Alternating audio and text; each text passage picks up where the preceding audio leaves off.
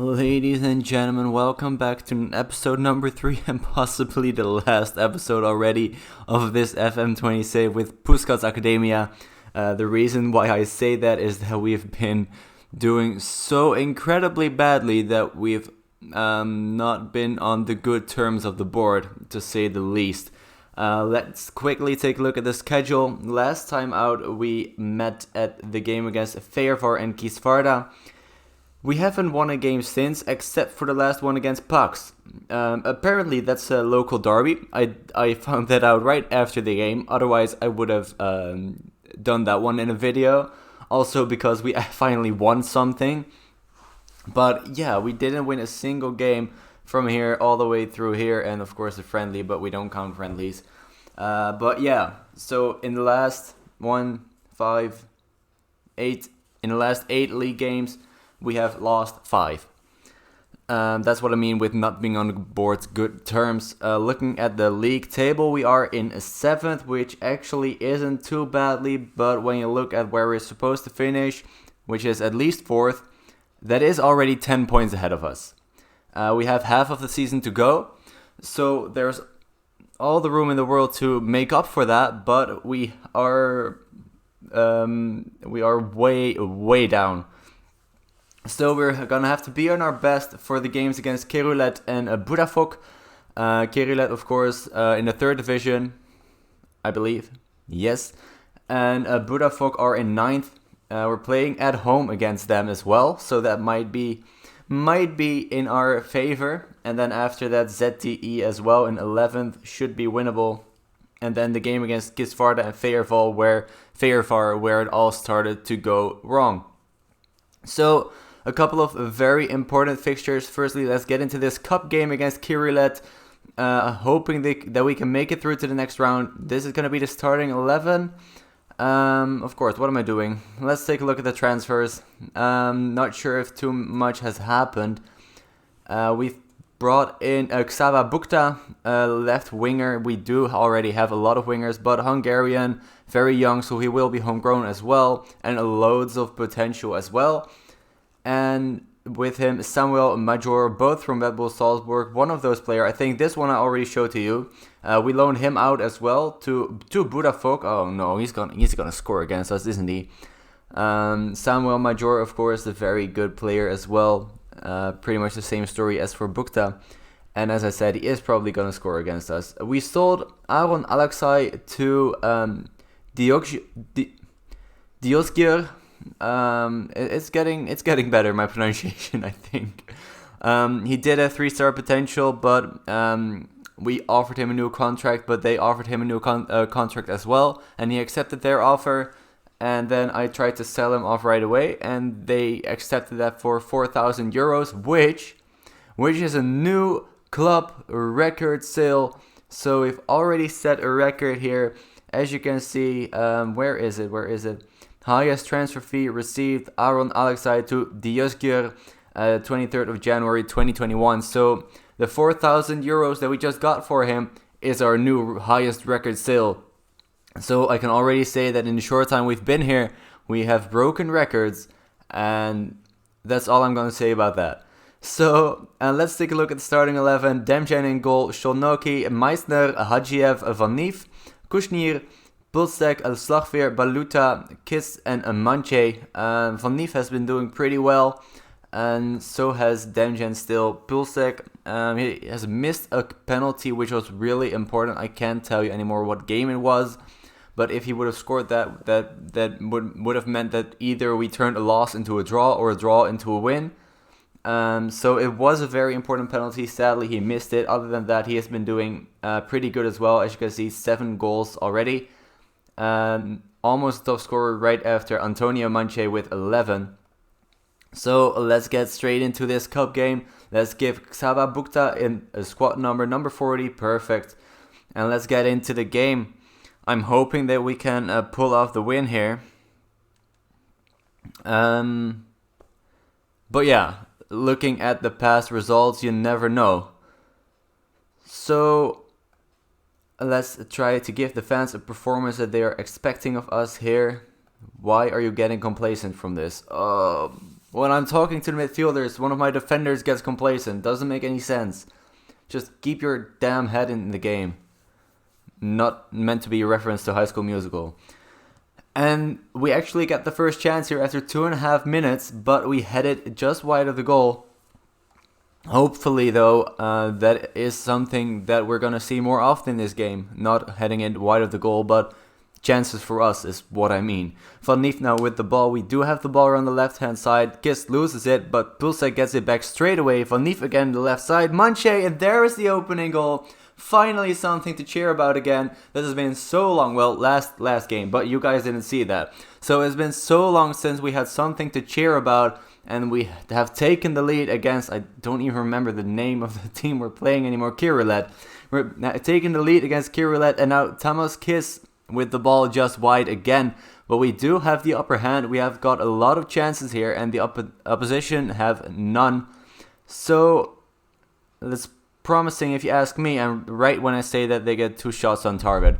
But if you ask me, it's promising. It's a good sign that we are not only have we taken the lead, but we also have the upper hand. Manche with another chance, but again wide of the post. I said at the beginning I didn't want to see more shots wide of the post. I did want to see more chances. So half of that is, oh my god. Half of that, they listen to me about more chances, but they keep putting it wide. And Kirilet have equalized. Gabor and Nemet in the 37th minute, and that is the halftime score as well, 1-1. That's not going to be enough. Of course, we are going to have to win if we want to go through to the next round, to the fourth round it is. It's not the quarterfinal yet. Just imagine that we have to win one more cup game after this one if we win this. But as it stands right now, Kirilet have the chance. Nemet, the goal scorer, throws it, gets it straight back, and there is the... Oh my god. I was just going to say they scored, but it was offside and it's disallowed as well. Raichi in the... It's not... Okay, it sounded like a Pokemon. It sounded like Raichu. But Raichi with the goal, but it's disallowed. Slagveer now on the other side, and again wide of the post. Just put it on target. It's not that hard. It's a big goal. You can see where it is. But apparently the players do not see where it is, and they keep putting it wide. And it's not miles wide either. It's just wide of the post every single time. Now Manche with another chance, and this time it's in the goal. It's on target. His 13th goal of the season.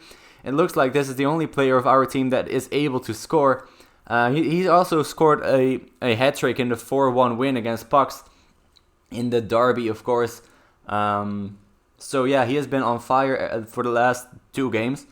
But we are really, really happy with his performances. Let's put it on pause for a moment because pretty much everybody is tired. So let's make a few substitutions. And of course there is one player that we have to bring on, and that is Bukta.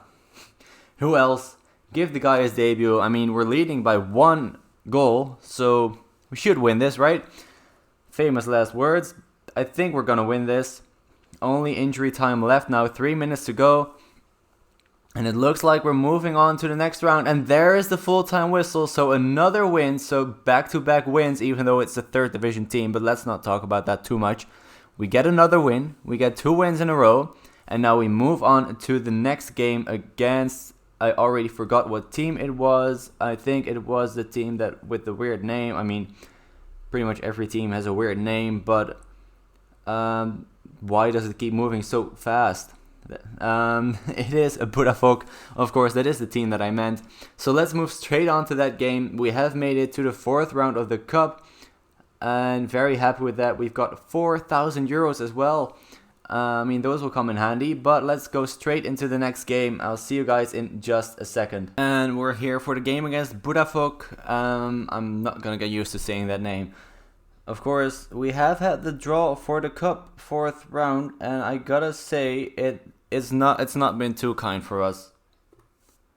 We're playing Feyervar right before we play them again in the league a couple of days later. I don't know what to say. I don't think we're gonna make it past them. The only positive thing that we can get from that is that they want to focus on the league as they are in 1st. And of course, I think we have to focus on the cup more, especially if we can knock out Feyenoord, then the best team of the country is out of the cup, and we have a good chance of winning it. You know what? Actually, do you get anything if you win the final? You actually qualify for the first qualifying round of the Europa League too. So that is something that we could try. I mean, we only have to win 4 more games, so could be doable. There are a lot of first league teams still in there. 1, 2, 3, 4, 5, 6, 7, 8, 9. So only 3 knocked out, but you never know. We might stand a chance. As I said, if we knock out Feyenoord, then I think we have a good chance of making it to the final. But let's first focus on the game against Budapest right here, and let's focus on not getting sacked in the meantime. So this is going to be the starting 11, pretty much similar, a couple of changes. Demjan in goal, Kuznier in right back this time, Meissner, Hadjiev, Van Nief round up the defense, Knežević and Plosek in the midfield, Slagveer, Balucha and Kiss and Manche. So the only difference is that Kuznier has gone to right back and Knežević has taken his place at the midfield. As you can see, we only have 9 subs, from which we have 2 goalkeepers as well.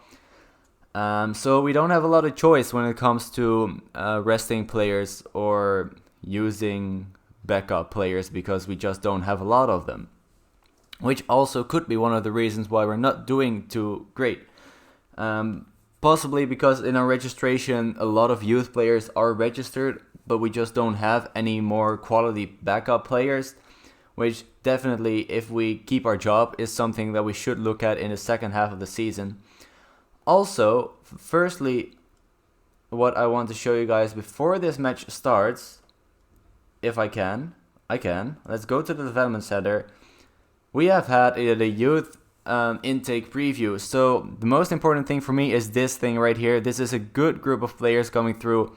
You know, Football Manager, it's never certain that this is true, but better to have a message like this than when it says don't expect too much from this year's youth intake.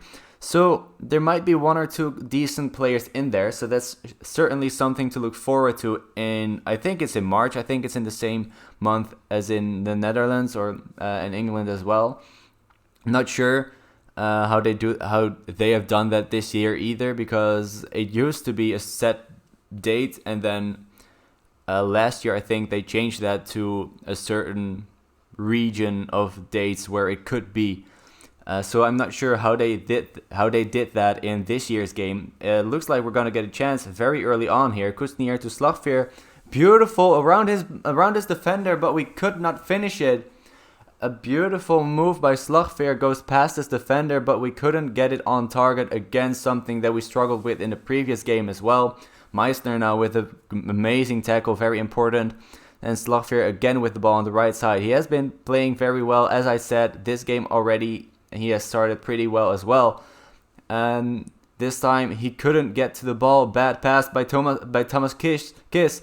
And luckily we get away with that. But that was very, very dangerous. Let's demand more from the players. Oh, they actually reacted pretty good. Alright. Did not expect that. I expected them to get angry again. We have a lot more possession and a lot more shots as well, but as you can see, we're not getting them on target, which, if you want to score, is a pretty crucial detail. So there's the halftime whistle. I was going to say full-time whistle. Luckily, it's only a halftime whistle. I'm not happy with your performance. I'm hoping that we can get even 1 goal to win this game and at least not lose it. Nikolic with the ball in the defense, passes it back to the goalkeeper. He's taking his time, not being attacked by our players either. But then when he has to shoot it, he gives it straight back to our right back.